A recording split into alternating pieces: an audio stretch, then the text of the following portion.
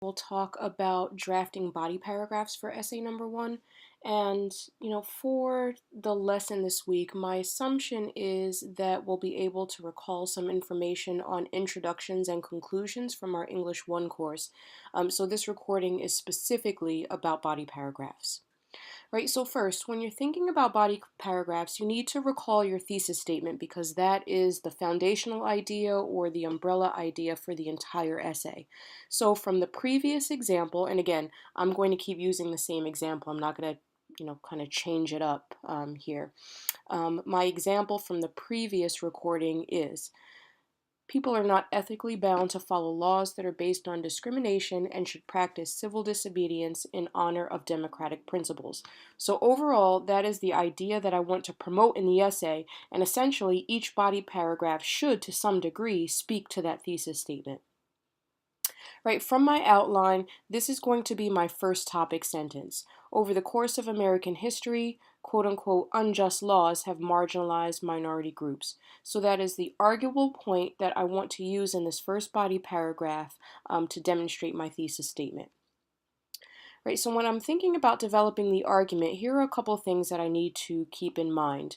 So I need to set up a clear explanation of my interpretation of the text. So the arguments here are not, kind of outside of the text that we've been reading. All of the arguments are based in these textual examples. So inherent in that is my interpreting the way I have read that particular text.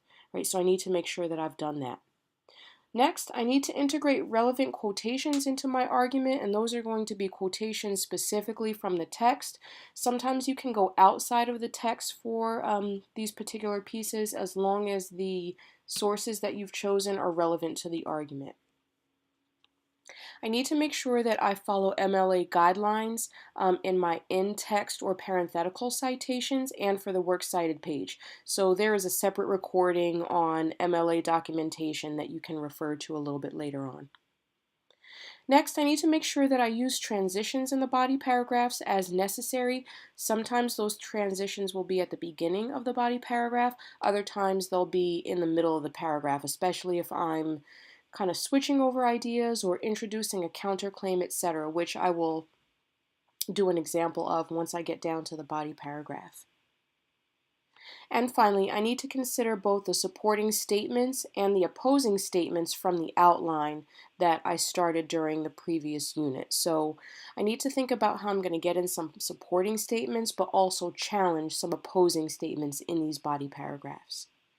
Right, so from that basis, here's the body paragraph that I've drafted, and later on in the recording, I'm going to deconstruct, or in other words, break down the body paragraph into its parts so that you can use that as an outline in order to help you draft your own body paragraph. Right, so I've written, over the course of American history, unjust laws have marginalized minority groups. King and Okita, respectively, illustrate in their text the discrimination that African Americans and Japanese Americans have had to suffer due to laws that have forced these groups of people to be socially, politically, and economically separated from others in the country. In Letter from a Birmingham Jail, King refers specifically to Jim Crow laws that legally separate blacks from whites and says that he is in jail because of the injustice in Birmingham. King says that the black residents of Birmingham face racial injustice that engulfs the community, including brutality and unsolved bombings. King drafted the letter while in jail on April 16, 1963, so here he must be specifically referring to police tactics such as the use of fire hoses and dogs and community threats to end desegregation demonstrations which occurred during the Birmingham campaign of 1963. King argues that the Jim Crow laws in place in the South and the white community's embracing of those laws make Birmingham the most thoroughly segregated city in the United States. As such, even though segregation laws had been on the record as legal, they could be considered unjust as they distort the soul and damage the personality. These laws only serve to marginalize African Americans, not to maintain a system of democratic law and order. While some may argue that citizens have a responsibility for upholding the laws of their government, King himself does not disagree with civic duty. and says that one has not only a legal but a moral responsibility to obey just laws. However, laws that are meant to marginalize people and deny them opportunity, justice, and privilege are not democratic in nature. King says that oppressed people cannot remain oppressed forever, and he thus makes a call for people to actively resist unjust laws. Right, so when I look to go ahead and deconstruct, that body paragraph, I've got my topic sentence there, and that is my recollection from my outline before.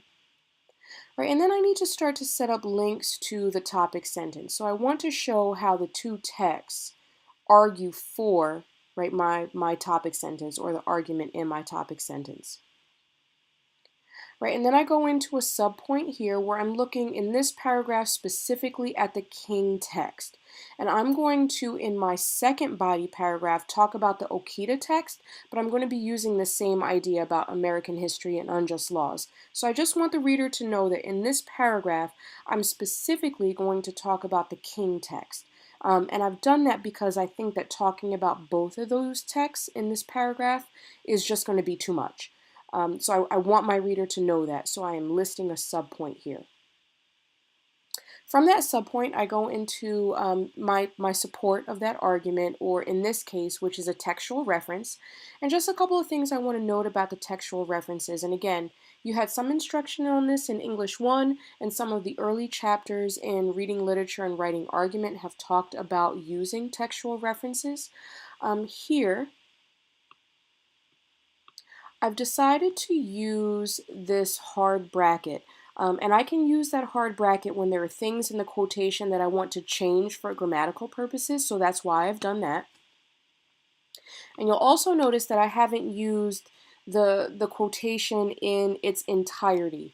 I have embedded or integrated that quotation here into my own sentence. So in the best case scenario, you want that quotation to sound like it's part, right, and fluent with your own language. Right, and then after I get that textual reference, I need to go ahead and explain the reference, I need to interpret King's words, and I need to analyze the text. So I've spent a little bit of time doing that. I have gone back to the text in a couple of situations to use King's language merged with my own language. I've done a little bit of research, and I've included a couple of historical, examples here. So in your explanation and your interpretation, right, you want to go ahead and explain your point of analysis, right, using some specific areas of support. You'll notice that later in the body paragraph, I've decided to insert a counterclaim. So this was from the oppositions, section of my outline. And, I, as the writer, need to be actively thinking about people who might be on the other side of the argument. So I've used this language here, while some may argue that. And that lets the reader know that I am addressing or entertaining a counterclaim. Right, so you can use that kind of language to transition into a counterclaim. But afterwards, I need to make sure that I move out of that counterclaim and go back to re-support my point. So using the word however lets the reader know that although I'm entertaining this counterclaim, I have a point of argument in opposition to it. All right, so you can use that language in your own essay as well.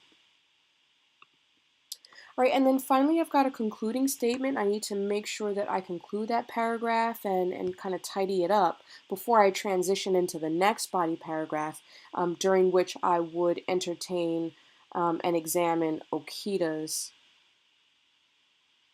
exploration of marginalization. So here, this is an example of how I might start body paragraph number 2 in order to go ahead and continue looking at that same point, but using the second text as an example.